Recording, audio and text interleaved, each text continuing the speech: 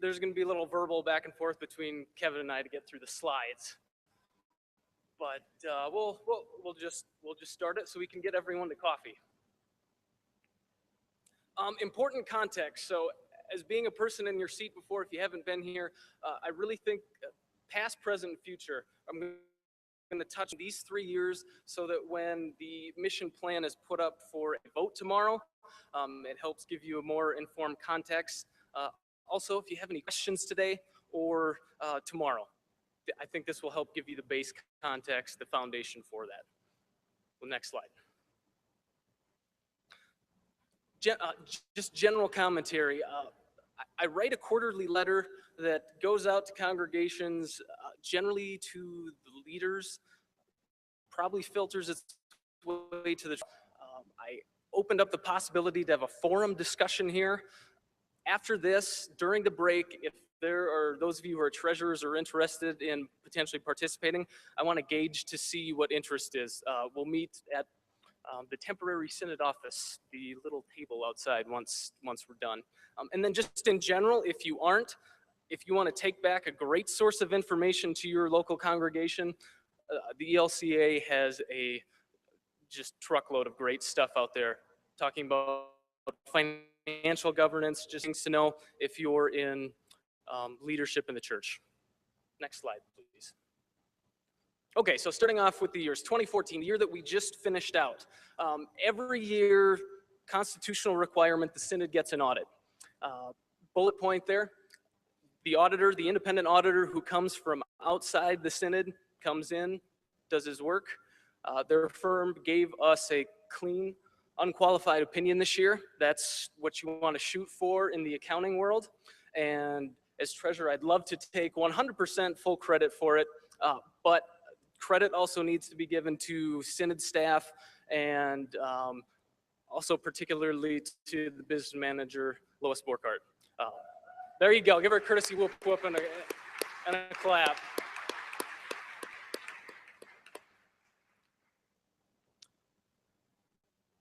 And in the materials that are available, whether it be through your app or if you printed it off, there is a copy of that audit report. I believe it's labeled maybe just audit report. So that encompassing. Next slide, please. So when my accounting counterparts and I get together, we put on our green visors and our wire rim glasses. There are certain things that we like to talk about within the context of nonprofit one or non-church affiliated one. These would be two of those percentages that come up. Really what it's trying to depict is what percentage of an organization's fund towards its mission, and then what other percentage goes toward overhead, keeping the lights on, rent, paper. So for the 2014 year, the Synod, just about 71% went out towards mission. The other approximately 30% went towards those administrative items, payroll, keeping the lights on. Next slide. This would be another way to think about it. Think of a dollar bill, and if you were to look at the way that the Synod spent every dollar bill during 24, this would be the approximate breakout. So you'd have about 71 to mission work on all different types of levels. Less than a quarter goes to staff wages and benefits. Less than a nickel going to pay insurance, utilities, supplies, those overhead type items. And then less than a penny goes towards travel and the overhead that goes into the council and committees meeting. So that would approximate breakout. Another visual for it, if you like the pie chart more than trying to imagine change in your mind, that would be the slices of the pie getting cut out for 2014, how the Synod spent its money. And I like seeing this on this slide. It hasn't always been that way in the past, but both the council and the executive committee have the ability to make changes to the budget throughout the year, and really there weren't any significant ones made during 2014. That covers what would be the P&L, so the balance sheet. What stuff was there at the end of 2014? Three different buckets you could describe of what the Synod had. And really they're segregated out based on what can be done with it. The unrestricted bucket, basically the council can decide where that money needs to go. The operating budget fits within that realm as well.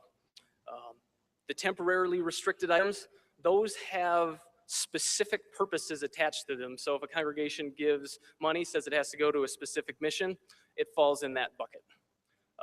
And for those of you who like to really get into these numbers and correlate them with the audit report, I've included property, plant, and equipment in there too. Permanently restricted, that is our endowment. Those are funds that are in general, principally only the earnings go towards whatever designation has been attached to that money that's been given. The thing that's nice to see on this slide, if you look to the right of each of those, you'll see increase of 2.2%, increase of 2.2%, increase of 7%. It's more difficult to work with when those are going down. In general, that means we ended the year a little bit more than where we started. And we were able to get some decent investment gains in the permanently restricted pool as well. Next slide, please. So that would be 2014 in sum. Certainly, if anyone had questions about it, I think it's easier to break them up by year. And if anyone has questions, feel if you'd like the assembly to hear it, I'd be happy to take them afterward as well, or a week's time as well. But if there are questions on 2014, certainly entertain them at this point. Okay, seeing none, next slide, please. 2015, the year we're living in now, present. What happens after we get the intent forms, the questions regarding what you think you will be able to contribute to the Synod?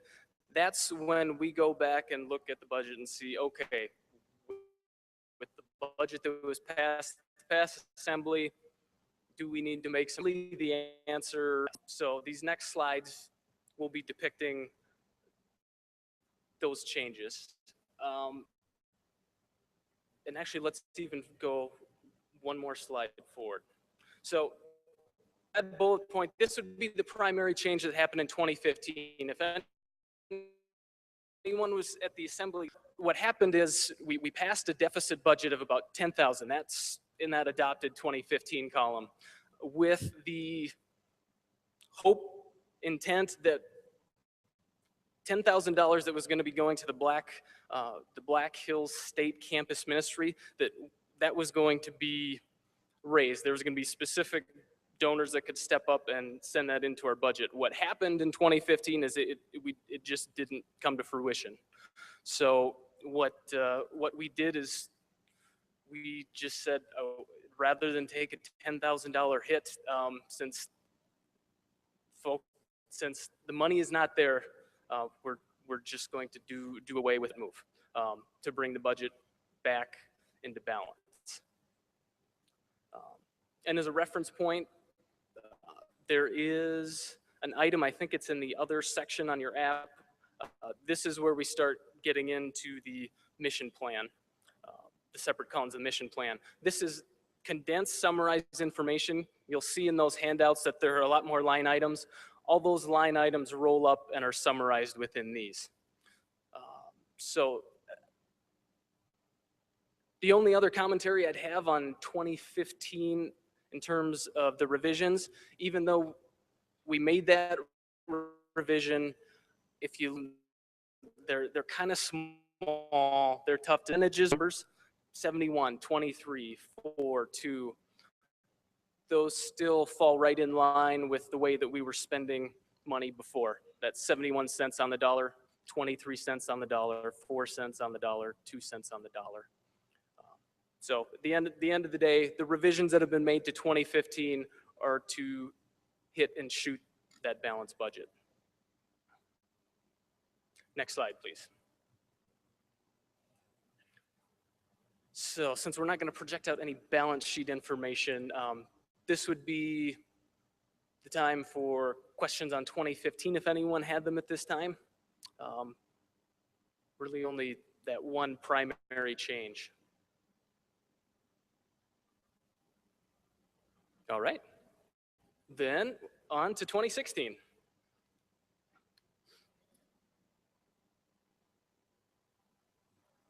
And then one more, thank you. So,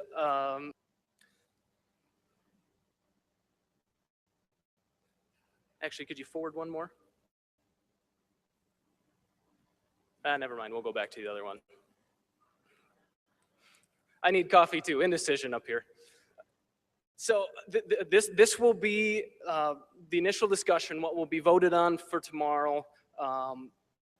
This is what we will be living in next year. The Assembly needs to pass this so that we have some general parameters with which to work here. Start with the bottom bullet point first. The main theme is that there isn't any major change proposed in mission partners, missions that are getting funding. Those percentages are going to stay the same. So really, the bottom line is not a lot of change.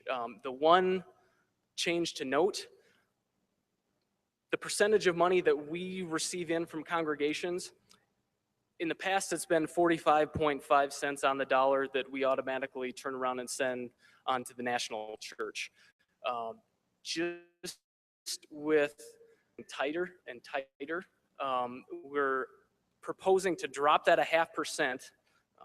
The thing that I'd like you to keep in mind is that's still an overall numerical increase, provided we hit our revenue projections. But if any of you have been in part of budget discussions over the last year, you'll notice that items like portico, 13% increase there. I'm guessing that most of your congregations were like the Synod and you didn't experience a 13% increase in giving as well. So there's something just has to give at that point, and that was the bullet line item that really bore the most brunt of it for what we're proposing in 2016. Next slide now, we'll make that call. So what this will show you then is comparing how we're visions and what we're proposing for next year. And really, from the big broad overview, it's more of the same with the exception of that change. Still gonna put 71 cents on the dollar to mission, 24 cents on the dollar to staff wages and benefits, 4% to office overhead, and then 1% to council, proposing a balanced budget.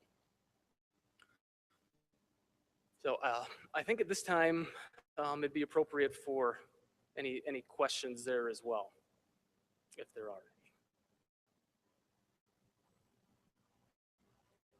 any. Alrighty, well, I think it's just about coffee time then. I think, did we time that? Is that a new record for Treasurer's Report? Yeah, thank you.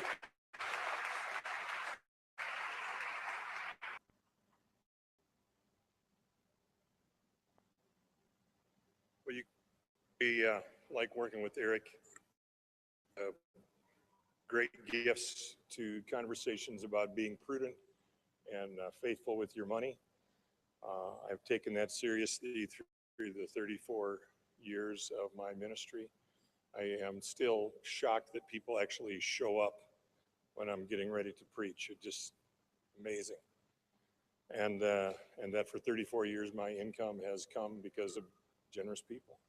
So I believe it is my responsibility and duty to make sure that your gifts are well spent and well used. So it is wonderful to have people like Eric and Lois to make sure that your desires and wishes and the decisions made by this assembly get carried out and lived out. So again, thank you for the mission support that you share with us and the work that we get to do together. All right. And if you have questions about budget, please talk to me or Eric anytime during breaks. So now we're going to do what Lutherans like to do best, and you actually get like 6 whole more minutes to do it. Man, don't get too excited about this, but it's coffee time.